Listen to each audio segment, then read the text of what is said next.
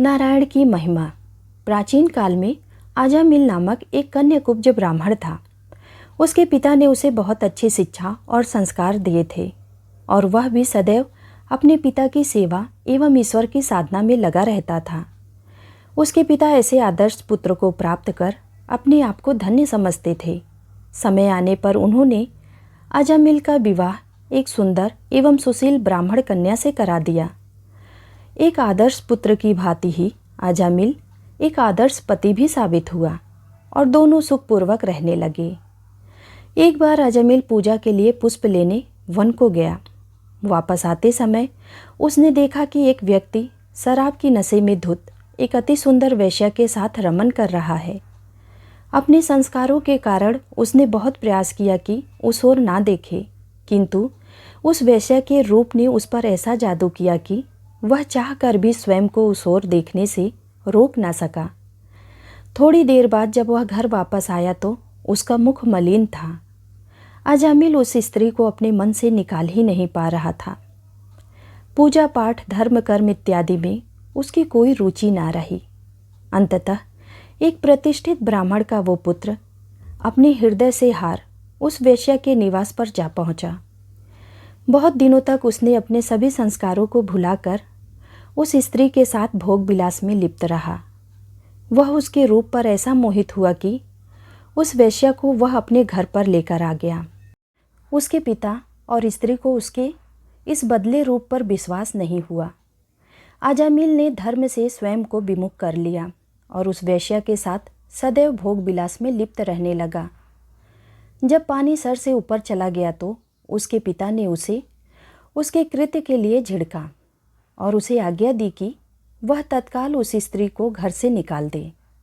किंतु अजामिल ने उलट अपने पिता और अपनी नवविवाहिता पत्नी को धक्के देकर उन्हें उन्हीं के घर से निकाल दिया। अब तो वह और स्वच्छंद रूप से भोग विलास में रम गया। उसके पास जो धन था वह सारा समाप्त हो गया, किंतु उस वेश्या की सभी इच्छाओं को पूर्ण करने के लिए वह ब्राह्मण पुत्र चोरी, डकैती एवं हत्या जैसा जघन्य अपराध करने से भी ना चूका। धीरे धीरे वही उसका व्यवसाय बन गया। समय बीता और उस वेश्या से अजामिल को 9 पुत्र प्राप्त हुए और पुनः वह गर्भवती हुई। अजामिल उस पूरे प्रदेश में अपने कुकर्मों के कारण कुख्यात हो गया। एक बार ऋषियों का एक समूह उस गांव में आया। मार्ग में उन्होंने वहां के निवासियों से पूछा कि वह कहाँ रात्रि व्यतीत कर सकते हैं।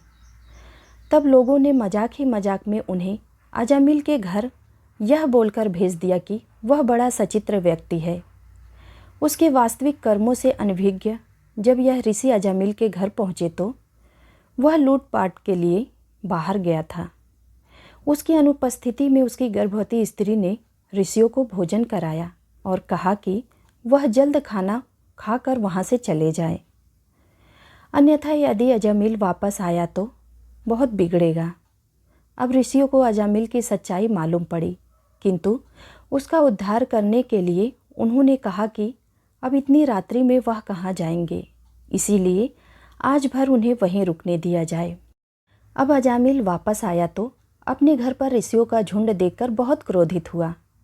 उसने उन सभी को मारकर वहाँ से भगाना चाहा, किंतु उसकी स्त्री ने उसे यह कहकर रोक दिया कि केवल एक ही रात की बात है, इसीलिए उन्हें वहीं रहने दें। उसकी बात मानकर अजामिल ने उन ऋषियों को एक रात अपने घर पर रहने की आज्ञा दे दी। अगले दिन सूर्योदय होते ही अजामिल ने सभी ऋषियों को वहाँ से जाने को कहा। तब ऋषियों ने कहा कि क्या वह उन्हें कुछ दक्षिणा दे सकता है। अब अजामिल तो खुद चोर ठहरा, उन्हें दक्षिणा कहाँ से देता। उसने सीधे सीधे बोल दिया कि उसके पास उन्हें दक्षिणा में देने के लिए कुछ नहीं है। तब ऋषियों ने कहा कि दक्षिणा में उन्हें धन नहीं चाहिए, बस वह अपने होने वाले पुत्र का नाम नारायण रख दे। अजामिल को लगा वह तो सस्ते में छूटा, उसे अपनी संतान का कुछ तो नाम रखना ही था।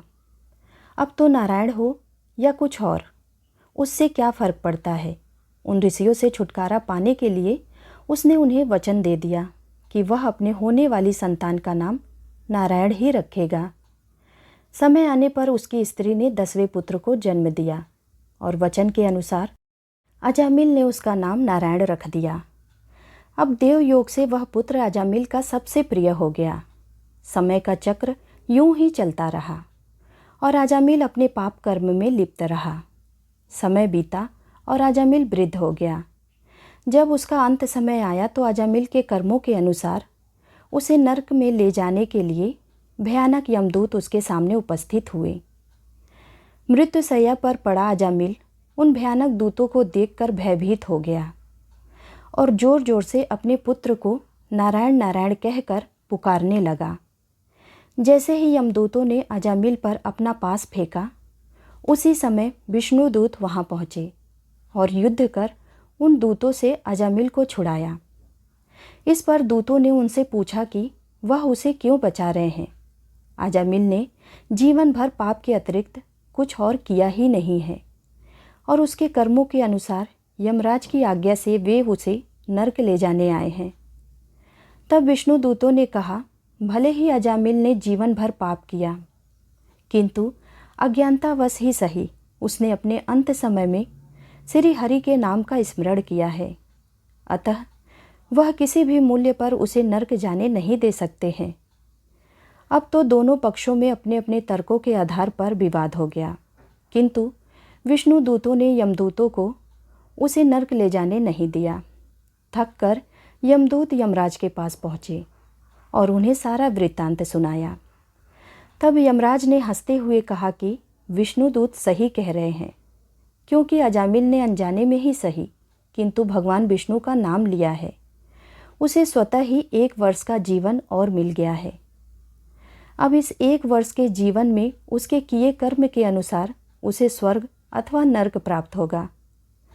उधर अजामिल ने जब यह देखा तो सोचने लगा कि यदि केवल एक बार श्री हरि के नाम लेने का यह प्रभाव है तो क्या होता यदि वह जीवन भर उनकी भक्ति में रमा रहता।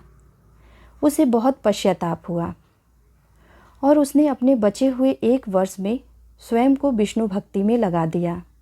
वह सोते जागते सदैव नारायण की ही भक्ति में डूबा रहता था।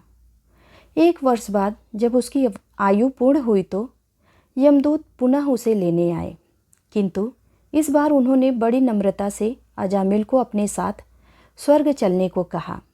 अंततः जीवन प्रयत्न केवल पाप कर्म करने वाला अजामिल केवल श्री हरि के नाम का स्मरण करने के कारण स्वर्ग को प्राप्त हुआ।